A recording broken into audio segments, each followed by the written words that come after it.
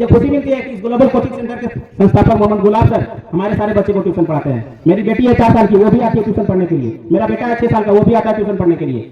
मेरा एक भतीजा है 9 क्लास में, मेरी एक बहन है वो 9 क्लास में। सारे का ट्यूशन मास्टर मोहम्मद गुलाब सर, जुनेद सर जो भी है, और सारे जो भी संस्थापक के इसके ग्लोबल कोचिंग सेंटर के टीचर है वो सारे लोग इसको पढ़ा रहे हैं। मुझे खुशी मिलती है। मैं इस लायक नहीं हूँ, आप लोगों ने मुझे आज बढ़ा दिया। ग्लोबल कोचिंग सेंटर के संस्थापक एवं संचालक मिस्टर गुलाब को मैं तहे दिल से शुक्रिया अदा करता हूं कि आज आपने इस अपने कोचिंग सेंटर पे ताराडी की जमीन पे बोलने का मौका दिया।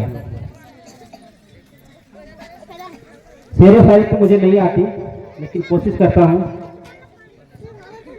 छोटी सी 2-4 मिनट आप लोग का टाइम लूंगा, ज़्यादा टाइम नहीं लूंगा, क्योंकि अब सभी को लग रहा है कि बच्चे लोग को धूप भी लग रहा है और भूख भी लग रहा है। क्या कि आज़ादी भी उसी संविधान के किसी न किसी पन्ने पे लिखी हुई है। लोगों की बोलने की आज़ादी, लोगों को चलने की आज़ादी। आज फेसबुक, यूट्यूब, मोबाइल का जमाना है। दूसरे देशों के लोग कैसे जीते हैं ये आप अपने फेसबुक, व्हाट्सएप, इंस्टाग्राम पे देख सकते हैं कि जिस तरह हिंदुस्तान में हम लोगों को जीने की आज़ादी है, हर चीज करने की आज़ादी है, वो दूसरे मुल्क में नहीं है। ये याद रखें साथियों। और नन्हे मुन्ने बच्चों और 9, 10, 11 जो 12 के भी स्टूडेंट है कि आने वाला समय में अगर हम लोग कुछ पढ़ लिख करके बन जाते हैं तो कम से कम कुछ हो ना हो, बहन बेटियों से ये गुजारिश है कि अपना खुद का कुछ न कुछ कम से कम आपको बोलने की शैली, चलने की शैली, ये पढ़ाई लिखाई जो कर रहे हैं ये अभी आप लोग को खेल लगता होगा। ये जब आप लोग 12 पास करेंगे उसके बाद आप लोग का महत्व पता चलेगा कि हम लोग क्या किए हैं। सबसे बेहतरीन बात यह है कि आप लोग को बेहतरीन टीचर मिला है ग्लोबल कोचिंग सेंटर। इसको कभी भी आप लोग जब तक पढ़ें सम्मान के साथ पढ़ें और सम्मान के साथ आए और अपना नाम रोशन करें, सर का भी नाम रोशन करें, अपने मोहल्ले का भी नाम रोशन करें और अपने प्रखंड का, अपने जिले का भी नाम रोशन करें। यहाँ पे बैठे हुए सारे बच्चे लोग से मेरा निवेदन है कि आप लोग पढ़ाई पे फोकस करें, क्योंकि आज हम लोग में देखा गया है खास करके कि हम लोग पढ़ाई के क्षेत्र में बहुत पीछे हैं। तो मैं सबसे गुजारिश करना चाहूँगा कि आप लोग अपने सारे कामों को छोड़ करके, अगर स्कूल का टाइम है तो आप स्कूल पे टाइम पे जाएं, ट्यूशन का टाइम है ट्यूशन पे टाइम पे जाएं, खेलने का अगर आपको समय है 2 घंटा तो आप अलग से निकाल करके खेलें। और रात में कोशिश करें शाम को मगरिब के बाद जब भी 6, 5:30, 6 बजे आजकल अजान हो जाती है, 5:30 बजे आसपास में, तो 2 घंटा या 3 घंटा आपके पास उस समय मिलता है। और लाइन का भी माशाल्लाह हमारे यहाँ एरिया में कमी नहीं है, लाइन भी रहती है। 2 से 3 घंटा वो आपका सफिशिएंट टाइम है पढ़ने का। वो आराम से आप सारे बच्चे, आप बड़े बच्चे हैं, आप अपने छोटे छोटे बच्चे को भी एक साथ में समेट करके बैठें और उसको भी पढ़ने का हिदायत दें, उसको भी टास्क दें आप, ताकि आपका माहौल घर का पढ़ाई लिखाई का सारा बन जाए। अगर आपकी माँ, आपके पापा अगर अपना नाम लिखने नहीं जानते हैं, नहीं लिखना जानते, तो आप उसको सिखा दें नाम लिखने के लिए, ताकि वो साक्षर में गिनती आ जाए, निरक्षर में गिनती नहीं आए, ताकि उसको, आपको पापा को, आपको मम्मी को, आपको दीदी को ये लगे कि नहीं मेरी बेटी पढ़ रही है, मेरा बेटा पढ़ रहा है, तो कम से कम मुझे भी नाम लिखने के लिए सिखा दिया। ये छोटी सी बात, बहुत छोटी सी बात है। आज हम जिस क्षेत्र में काम करते हैं कुछ अभी इस तरह का देखने का माहौल मिलता है कि 18 साल का लड़का भी आकर के अंगूठा लगा रहा है मेरे पास।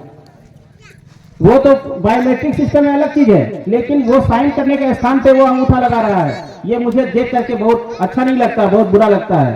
तो आने वाले, जैसे आप सिग्नेचर करते हैं, सिग्नेचर का आपका वैलिड है, LTI का वैलिड कम है। अगर मेरे क्षेत्र में मैं बताता हूं, मैं बैंकिंग सेक्टर से CSP संचालक हूं, अगर कोई व्यक्ति अंगूठा देता है फॉर्म पे तो उसको ATM नहीं मिलेगा, ATM कार्ड उसको नहीं मिलेगा।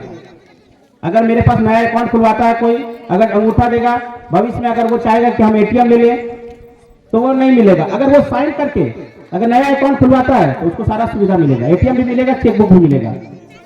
तो ये बहुत बड़ी उपलब्धि है। मैं बच्चों लोग से गुजारिश करूंगा, अपने माँ बाप और खास करके स्टूडेंट लोग, जो लड़के लोग हैं, उसके लिए मेरे लिए ये गुजारिश है कि आप लोग, वो आपके माहौल, हमारे का माहौल नहीं है पढ़ने का, लेकिन आप पढ़ रहे हैं तो इसमें आपकी बहादुरी नजर आ रही है, आपके गार्जियन की बहादुरी नजर आ रही है कि नहीं मेरा बेटा पढ़ेगा, मैट्रिक इंटर कर लेगा। काम तो कमाना जिंदगी भर है, लेकिन अगर कुछ पढ़ लेगा, किसी क्षेत्र में काम करेगा तो थोड़ा सा उसका नॉलेज अलग रहेगा। तो हमारे यहाँ क्षेत्र में है कि अगर मोहल्ले में 10 लड़का है तो उसमें 6 लड़का बाहर में 18 साल हुआ नहीं कि माँ बाप भी अगर नहीं पढ़ रहा धकेल के भेज दिया, जाओ जाओ काम करने दिल्ली बम्बई ढाका चल जाओ, कमाओ कमाओ। तो भाई अगर 10 में से 6 लड़का पढ़ने जा रहा तो 4 लड़का भी मन वही रहेगा, उसका साथ में घूमता है कि क्या करेगा पढ़ लिख के, हम भी जाते कमाने के लिए। लेकिन भाई साहब एक बात का आप ध्यान रखिए कि आज अगर आप 6 घंटा 7 घंटा पढ़ाई पे नहीं देते हैं, 10 घंटा पढ़ाई पे नहीं देते हैं, आने वाला समय में आप देख लीजिए आंख उठा करके 12-12 घंटा कंपनी के अंदर लोग काम करता है 12,000 रुपए के लिए।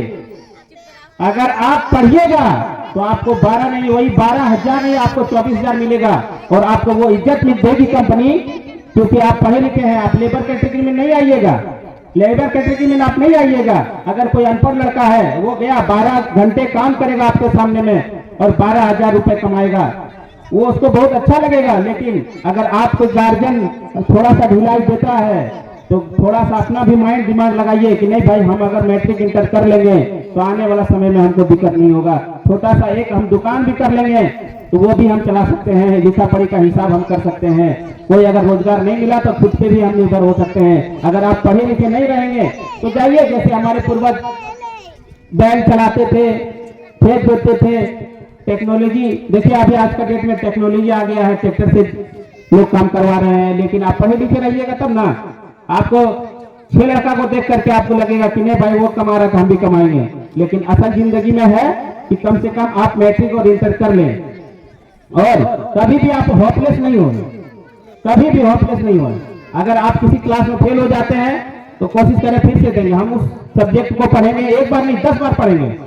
जो सब्जेक्ट हमको समझ में नहीं आता है वो सब्जेक्ट को हम 10 बार पढ़ेंगे। आपको बहुत अच्छा टीचर मिला है, उसको 10 बार नहीं 100 बार पूछिएगा तो वो बताएगा। किसी तरह करके आप मैट्रिक इंटर कर लें, उसके बाद आने वाला समय में क्षेत्र में आप डीएलएड कर सकते हैं, बीएड कर सकते हैं। ग्रेजुएशन के बाद वो अच्छी उपलब्धि होगी, कभी भविष्य में हो तो टीचर बन जाएंगे। और इन्हीं सब वानियों के साथ मैं पढ़ाई पे ज्यादा फोकस करता हूँ। मेरे घर में अभी सारे माशाल्लाह माहौल है कि 7-8 बच्चे हैं मेरे घर में, सब पढ़ रहे हैं, किसी को मैं इधर उधर होने नहीं दिया हूँ। और सारे मुझे खुशी मिलती है कि इस ग्लोबल कोचिंग सेंटर के संस्थापक मोहम्मद गुलाब सर हमारे सारे बच्चे को ट्यूशन पढ़ाते हैं। मेरी बेटी है 4 साल की, वो भी आती है ट्यूशन पढ़ने के लिए। मेरा बेटा है 6 साल का, वो भी आता है ट्यूशन पढ़ने के लिए। मेरा एक भतीजा है 9th क्लास में, मेरी एक बहन है वो 9th क्लास में। सारे का ट्यूशन मास्टर मोहम्मद गुलाब सर, जुनेद सर जो भी है, और सारे जो भी संस्थापक के इसके ग्लोबल कोचिंग सेंटर के टीचर हैं वो सारे लोग उसको पढ़ा रहे हैं। मुझे खुशी मिलती है और पढ़ाई भी अच्छी होती है। ऐसी बात नहीं कि ऐसे वैसे वो पढ़ाई नहीं, जो मतलब टीचर ये पढ़ा रहे हैं वो पटना के टीचर भी वही पढ़ाएंगे।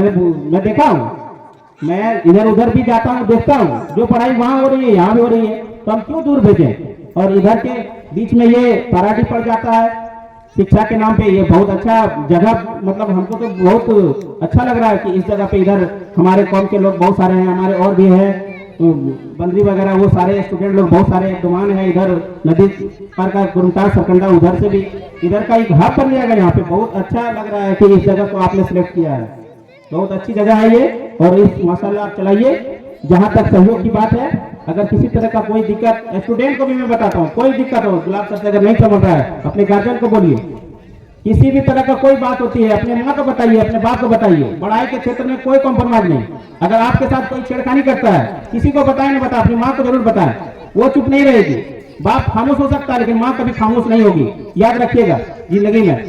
और किसी तरह को कोई भी अगर कोई बात होती है, गुलाब सर को मैं बोलता हूँ कि अगर आपको कोई दिक्कत हो रहा तो हम लोग को बोले, हम लोग उस जगह पे आएंगे, उससे बात करेंगे कि आप इस तरह क्यों कर रहे हैं। ये पढ़ाई का जरिया बना रहे हैं गुलाब सर, कोई ऐसे वैसे चीज नहीं है।